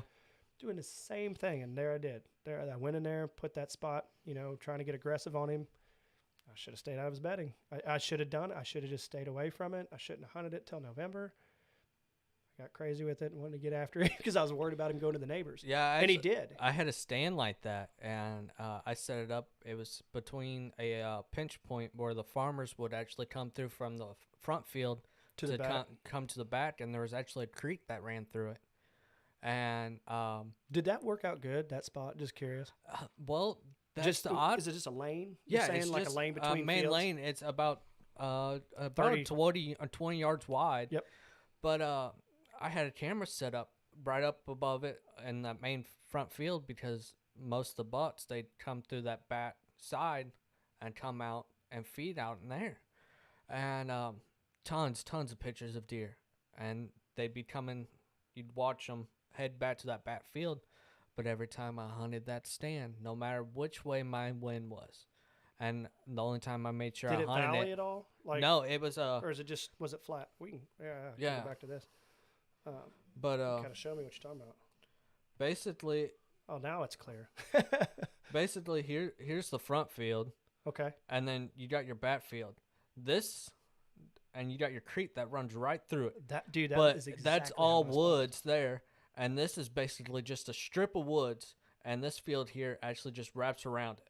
Okay. So But- it's a little finger that goes Yeah. out into there. Okay. And I had a stand actually set up on it and a big acorn tree, and I had my camera here, and I mean tons of pictures of deer coming in and out.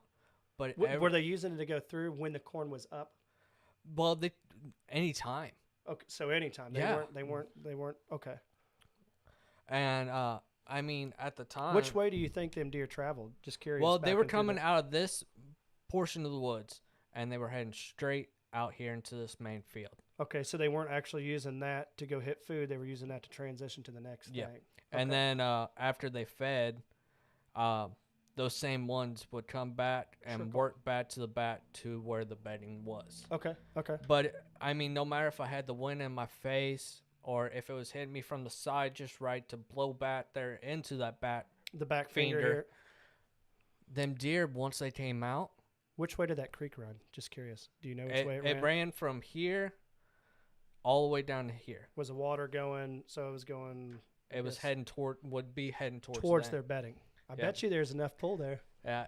As That's crazy what I as was that is. figuring. As crazy as And that is. I mean, That's how I got they'd last come year. out 40, 50 yards, but they'd come in to about 30 and then But did they wouldn't bust come you? in. No, they never would bust me. They just never wanted to come in. They'd immediately turn back around and go right back into the woods. I wonder if they were picking up some sort of ground scent or something there. Like, I don't know. That's kind of odd. Yeah, That'd I've got be a the spot that's only way really I slimmer could than think. that. And I mean, all the way back to where this actual pinch point here is, my buddy's dad mows it.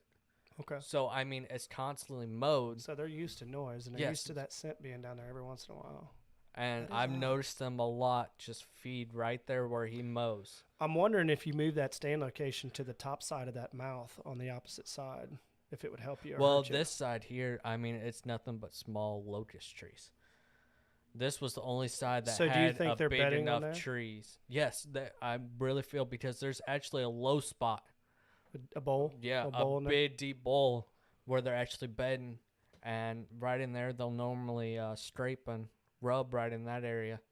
But I mean, you hardly. I wonder. Okay, so here's another question on that. Which side does the sun set on that spot? Like if you're in the evening, if you're hunting in the evening and the sun's setting, where's it sitting at? On my, it'd be Behind your back or well, it'd beside be you? on my left. If I was up in the stand, it'd be on my left. See, that don't make that might be a big reason why they're picking you out of there, because that sun's beaming right on you. You want Yeah. to be in that shadow. So you see where you have your spot here? Yeah. Try there, and you still got that wind direction. If it comes out of, I'm assuming that's probably a stand set up for a north-northwest wind coming out of the north-northwest. If they're in there, they may not pick you off right there at the gate coming into it, and then once they're in that valley, they're toast. I had to do that same thing with a buck. I had it's if I showed you a picture of this spot that I have, it's almost identical to that. Well, and the thing that And that's what they were doing to me. They were picking me off. how this tree was set up, it actually set back in further, so you had several trees around you. And I made sure when I cleared this tree, I had enough overhang above me To kind of silhouette you. silhouette me. So It's it was crazy it was how the they'll pick you though. it was the telling thing you. of, all right, are they catching my ground scent, or is there something that they can tell? I don't know if it'd be ground scent, because if your old boy's coming down in there mowing and leaving his scent down in there, they're somewhat used to it. As crazy as it sounds, I had a buck last year. My buddy Chad got me talking to me about where, in the early season, before the season starts, I'll put out some corn and some other things in areas just to kind of get an inventory of what bucks or what does or things are moving in. It's just an easy way for me to get them in front of a camera. And of course, obviously, I pull them all out about a month before. But that same thing was happening. He was literally this buck was literally used to hearing my four-wheeler drive down there, and it wouldn't be 20 minutes after I drove down there, that buck would be there. So if he's riding a lawnmower down there into that area, maybe try riding a lawnmower down in there before he gets in there. Instead of walking in there, you're not leaving a ground scent. They're not bothered by that noise, or not even just a lawnmower, just a motor vehicle of some sort, like a four-wheeler. to where you're getting close to where you're not leaving a ton of ground scent. Because if they're used to that oil and that smell of gas or something, for that lawnmower, and they're not bothered by it, use it to your advantage. It actually seemed like I would get pictures of him after he got done mowing, and it seemed like no more than 15, 20 minutes, them deer are right back out in there, just feeding where he just mowed. Yep, cutting all that, I'm sure there's a little bit of clover in there mixed with that. Oh, there's a ton of it. I'm telling you. It's crazy as that sounds. I had the same thing happen last year. I almost shot a giant last year because of that. And last year I decided right there in that pinch point to do a little throw and grow. Yep. And did it take off good? Oh, it did pretty good, but they just never really wanted to use it. And the majority of it was some Nebraskas and clover. And I don't know what it was with it, but I mean they hit it here and there, but they weren't hitting it as hard as what I thought. It's probably a transition spot. They ended up clearing a lot of it out to make it wider, just for certain tractors that was thrown back in there. See, so a lot of it was bare dirt, so that's why I ended up just doing a throw and grow. Right. And it ended up coming in real good, but they just didn't want to hit it. And probably because of food source around it. I mean, I don't know what that was in that year. I don't know if it was corn, beans, or... It would have been beans, because this year we're going to have corn in. Okay. See, I had a problem with beans last year. I just did not have the season I wanted to last year with beans, and it just beat me up. I mean, the issue we had 2 years ago when we had corn in, it didn't get taken out till like 2 days before rifle season, and we're like, man, we don't want this corn in during rifle season.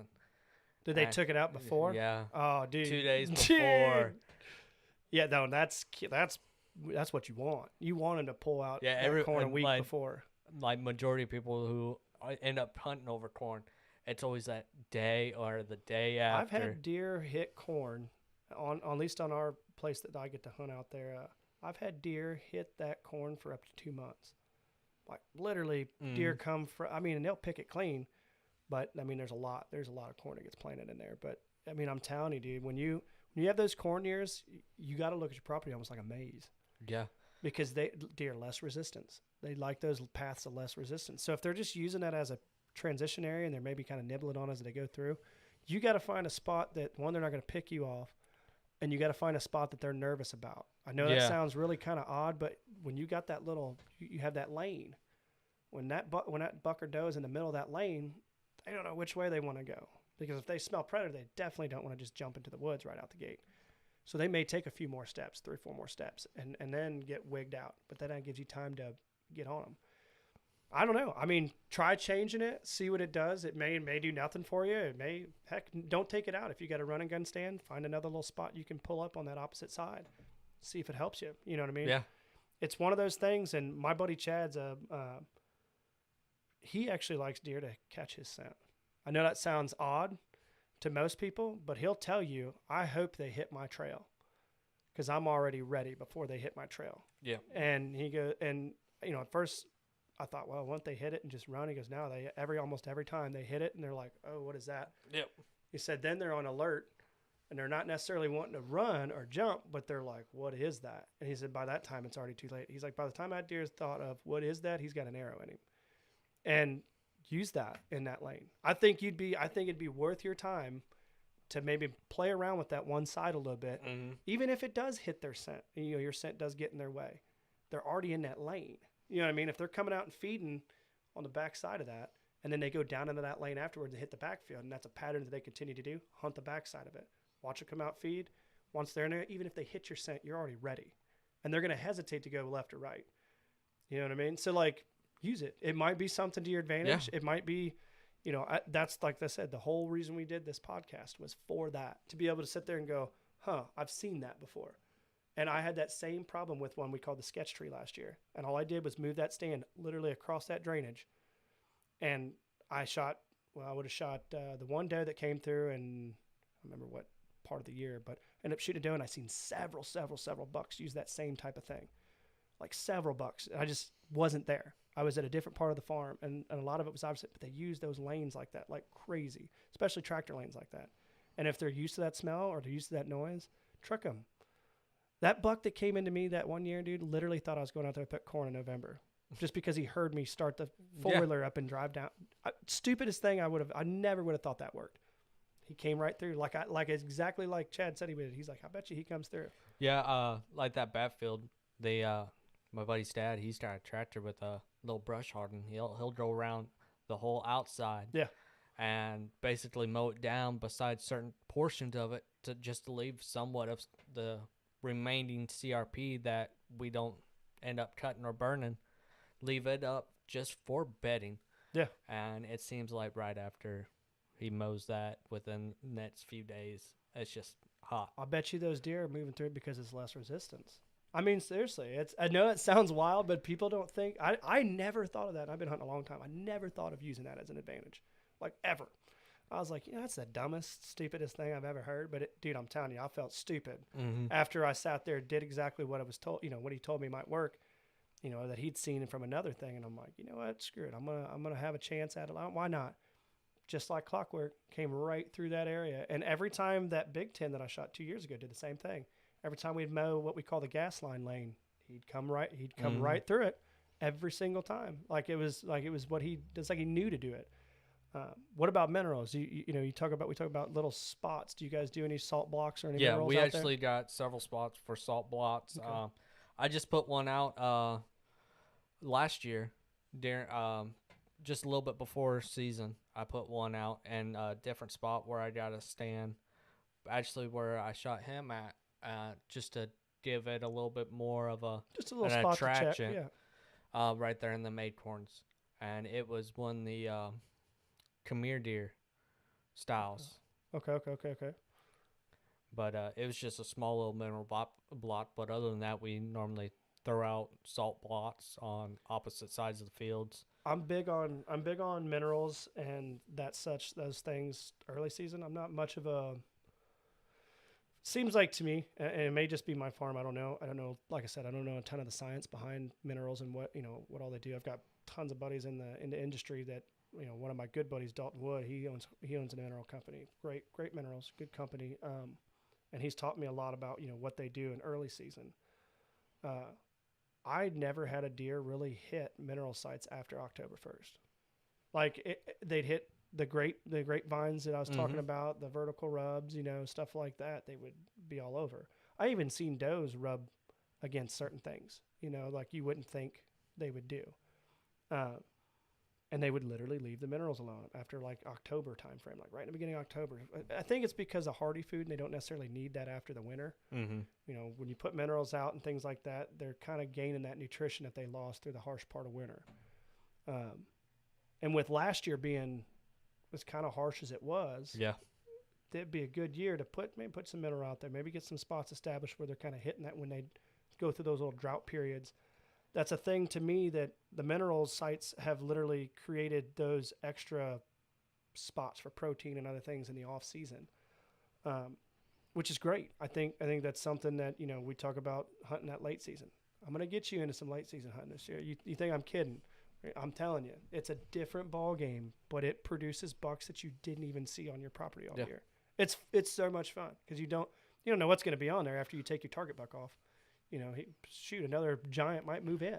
I plan on this year trying to get out and do some more public hunting land. On public. Dude, I've got a last year during waterfowl season, since I normally give it a break, just down there, and you probably know where Salzman's Woods is. Yep. Down in there, just all the bid butt trats. I've seen a lot of bid butts down there, but there's so much good public land out there, dude. I'm telling you right now, I've got my buddy Chad. He's easily the most beast hunter I've ever seen on public land. I'd be willing to put him up there with anybody in public land. It'd be hard to beat him public land challenge-wise. It's because he's so good at what he does, but he hunts public land, and he can hunt private if he wanted to. He's got private he can hunt. It's like 200 some odd acres of big buck country. But he loves public. He loves going in there and not knowing what he's getting himself into. Like that's, he said, I get more of a rush when I watch a 140-inch buck come through that I had no idea about versus knowing a 140-inch buck was on my home farm and him coming through. You know what I mean? Like that's what's crazy with him, hunting the public was just, here not too long ago. Yeah, the hunting During pub the- down in Down at Springfield. Ted and the other one, they were actually down at Ted Shank's Oh, really? during bow season. Oh, really? Okay, Yep. okay. I could see that. I mean, Ted Shanks got some big deer in it, dude. They do. I got but buddies that pulled some big deer out of Ted Shanks. It's not my favorite. If I were to say I had a favorite public land spot, that's a tough one. Oh man, that's a tough one for me. I don't know, Deer Ridge probably. It's far out there. That's why a lot of people don't hit it, but it's got so much area for people to hunt comfortably. I've actually been thinking about going and hunting the new conservation property that we've had. Where is that at? It's actually right beside Ted Shank's. Not Really? Ted Shank's, Saltzman's Woods. Okay. It's the one right behind the How many actual acres is it? Or do you know? college. I'd have to look later on. I got check the Onnets Check on X and see what it's about. and see, yeah. but it's the one that actually butts up right beside the HLG. Okay. Dude, there's some big. Okay, funny you say that. I have my wife's coworker. She lives behind the kind of. I guess that'd be north of LaGrange College, Animal LaGrange, and she feeds a deer. Okay, as dumb as this is, dude. She showed me as big as this guy right here. Stud. Yeah. Comes in her backyard every night. It eats out of the squirrel feeders and stuff. She's like, oh yeah. She goes, he's a pretty nice deer. And, and I was like, well, let me see pictures of him. And she showed me. I couldn't believe it. I was blown away. I was like, holy crap. I'll have to show you the one that one that got hit. Awesome. That I was after. Well, not to cut anything short, get some things done. I've got a few ads to run here, and I do got to tear out and be at a place at 1, which I've got some time. But I want to run a quick ad. Give us a second, guys. For the WTF Camo guys, give us a little minute. So we're going to let this run for a little bit, and then we'll get back on and chat with you guys. Finish up.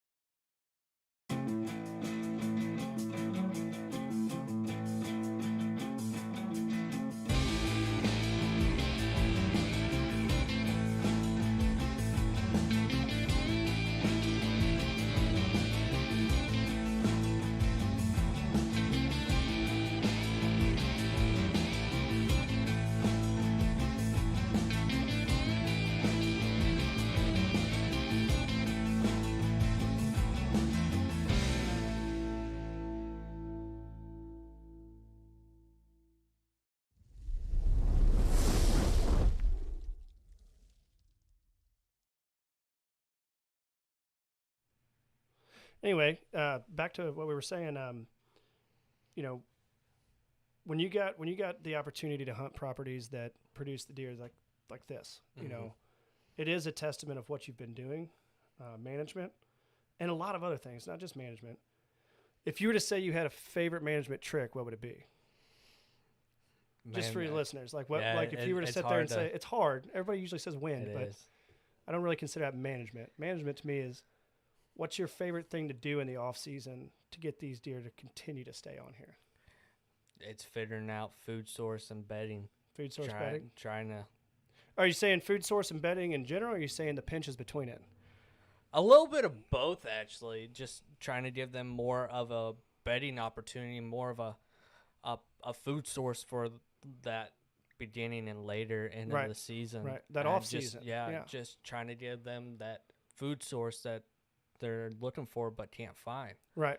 And just having that so that they can stay around. And that's hard for us I'd say, and obviously in the Midwest, because we don't know when half the time when you're going to have your food, your major food sources, corn, beans, and other things like that in and when they're going to take them out. Like this Yeah. year we planted late for the most part.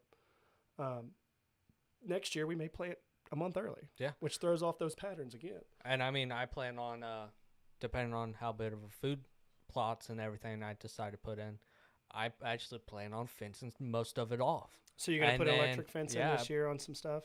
Okay. Actually fence most of it off so that later on in that year, once that one side's gone, I can finally open up that other side. Okay. Are you going to put those food sources in junction with one stand, or are you going to put those food sources in junction with like a wind necessarily? Like, you hunt that stand in north wind, hunt that stand in south wind, or more than likely with just the wind. Okay. Because I know I got one spot where I got two separate stands, but one of them faces over basically a main strape area that they hit every year. And it would be one of those ones where I can hunt it, but if the wind's just right, I got that food supply right there, right beside it. Right. I mean, I've got a spot that I kind of do the same thing, essentially when it comes to my small micro plots. I call them micro plots because the big food sources, obviously the corn and beans and then acorns, if you got good patches of woods. My micro plots, honestly, a lot of people hunt right over them. I don't. Like I kind of put my micro plots close to bedding, and I just kind of leave that little sanctuary away, and I wait for him to trickle off of his area. I know that may sound weird to most, but like if I can create a spot where they bed and they don't have to go far for food, it almost makes it, in my opinion, it almost makes it to where they're not afraid to kind of venture off 150, 200 acre area. They'll go, okay, I've got my food, my stuff here, but I catch them when they screw up. I mean, I don't even try to hunt their areas that they predominantly sit in, because I think you can screw that up. I've done it several times where I've had it happen to me. Yep. And it's like, that's what I was asking. It's just that one time, and it takes that's all forever. It takes them, sometimes it takes them bucks years. I've seen bucks move out of an area for a portion. I've got a buck that I had on the farm 2 years ago, a George Clooney buck that we had, probably mainframe 160-inch buck, mainframe 10, and beautiful deer. Didn't see him at all last year. And I seen him in December, so I know he didn't get shot. Yep. Unless he got shot late, super late, which tends to not happen on that area. If you see him after December, then they're usually good. But he was one of those areas, where I boogered it up. He didn't come back. This guy, this Big 10, he stayed there. And that's what I've dealt with. I've learned from that, like you can hunt food plots with your kids and shoot does and do things like that. But I don't necessarily recommend hunting directly over them. Unless you've got a big redneck stand or something you can get into. It's kind of, ozonics and everything else you got going on. Yeah, you could probably get away with it. But hunting directly over these food sources a lot of times, unless it's late. Now, late season I will, because they're scrounging. They're not as worried about who you are early season in a food plot. I guess that's the best way to put it. Late season I'll hunt over a food source more than I would early season. But everybody's different. Would you rather hunt over early season or late season if you were to pick? It just all varies on the deer. The buck itself, what his patterns are, what early his or late. patterns are, and that's what really gets me. I mean, to like, go. I do the same. I'm with you on that to an extent. I've had deer that like that Big 10 that stayed behind the lake, didn't move off of his areas very often, but I've had deer that are wanderers. Yeah, like Mr. Freak. I mean, him, I had pictures of him like crazy. Every day I had pictures of him during early season. But I was never, it always seemed like he wanted to come out while I was at work. and those days where I decided to take off, I'd look and see, man, the barometric pressure's not right to hunt. Right. And I'm not going to hunt. Right. And that's a big thing for people. Like when the conditions are right, being able to, and that's why I tell a lot of guys get out there and hunt public land. And it's not because, public land's my favorite thing to do, but if it ain't right, you still got to be in the woods. If you have the opportunity to get out there, have those spots you can walk away from your sanctuary and go hunt and leave for a better date. I'm a big believer in that. My buddy Chad does a lot of it. My buddy, obviously most of my buddies, do that. They have a lot of public land areas that they have fun with. And I've gotten more into that. And I probably hunt 7 or 8, I'd say 7 or 8 places, I guess, that are public land throughout the year. And last year, I really didn't hit my home farm for, I don't know, probably till mid-October. Yeah. Realistically, I mean, I hunted it a few times, like, I mean, you know, observation-wise, but hunting it, no, I didn't really hit it till then. Ended up taking that buck on opening day of rifle season. But there was more buck movement on that the 2 weeks prior to gun season, to me, than there was any other time. Yeah. You know, so, you know, we talk about rutcation and all these other things, you know, like 2 weeks before gun season, in my opinion, best time to be in the woods. Yep. My favorite day, honestly, is October 31st. I love hunting Halloween, dude. I love it. And that's the thing. I mean, I wish I could hunt Halloween, but it's my girlfriend's birthday, so it's like she never wants me to get out. Hey, get her into the woods and tell her you just take her on a date that's there. the thing. She is big into hunting. Good. But the downfall is her dad passed away, and he was the one that always took her hunting. Right. And so, I mean, I was lucky. The past 2 years, I've been able to get her out. Gotcha. To go, and she's just a big rifle hunter. And I mean, she killed one nice one, but I know she wouldn't want to be doing a podcast. Yeah. No. I'm trying mean, to get more girls into the sport. Her dad has shot some monsters. Really? And once we get them hung up, I'll have to definitely. I definitely. Have to come see them. I mean, these are toads. Toads. Big time toads. Where is he? Just same area, or they have a home farm, or any kind of thing like that? I can't fully remember. I think a few of them might still have tads, but he actually used to live over in Illinois, so I know a few of them been shot over in Illinois. So I mean, Pike County area. Yeah. Yep, so yep. I know. There's some. That's a hunting in dream there. Yeah. Do you know they say they kill more non-typicals out of that area than any other area in the state? I think I've heard it In Pike County, that's what I've heard. How true that is, I don't know, but that's what I've heard, dude. They've killed more non-typicals than typicals. Yeah. In that area. Which everybody considers typical and non-typical different, but I don't know. It's pretty intense to be able to go to an area where there's more genetics, and that goes to show you what a genetic gene pool can do in an area when you let them thrive. Yeah, he's actually got one that he shot that it's got a drop tine, but it curls. Really? And it comes out right here, and it just curls. That's wild. Yeah. That's wild. Well, I hate to rush off here, guys, but I've got some stuff that I got to get to and attend to, and I wanted to thank everybody for, tuning in, and thank you, Blake, for coming on and sharing your stories with us, brother. I can't wait to be back out. We'll have you back. Oh, dude, we'll have you back on, and keep us posted during the season too, man. Don't feel like you can't reach out, or if there's stuff you want to post on the page, just holler at me, and we're all here to try to help each other and try to get success stories like this, where you get a chance to put your hands on something like that, because it is a big deal, when you transfer from hunting whatever to hunting specific deer. And, that's where I'm at in my career, as far as, things go, is hunting specific deer. Don't get me wrong. I have fun going out public land areas. And if you do get out for public this year, you definitely need to get a hold of me, because we'll go some places. We'll go do some fun stuff. Yeah, I'm actually thinking about that one that you're going to do up at the lake, actually. Yeah. Oh, the Midwest. It's a Midwest. What is it? Something Midwest Classic Hunt or something. There's gonna be a lot of guys up there. I think there's like 2,000 people following that at this point, so it's grown quite a bit. Yeah. It'll be a fun one. I mean, the good part is my step grandpa. He actually lives up right beside the lake. Really? Off 24 or? Once you hit Perry and just keep going straight after that 4-way. Okay. Yep. Lives right out that way. Yep. That's big buck area, big buck country. There's some. I mean, that whole area, whole lake area, core ground area. Man, there's some just. I've seen some pigs taken out of there. We're gonna have a podcast up there, which I'll reach out with you, and you get on here and hang out with us for a while. We're gonna have.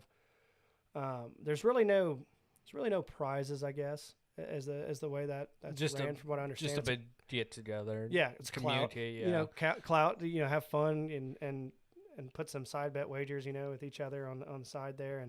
But I did put out a thing where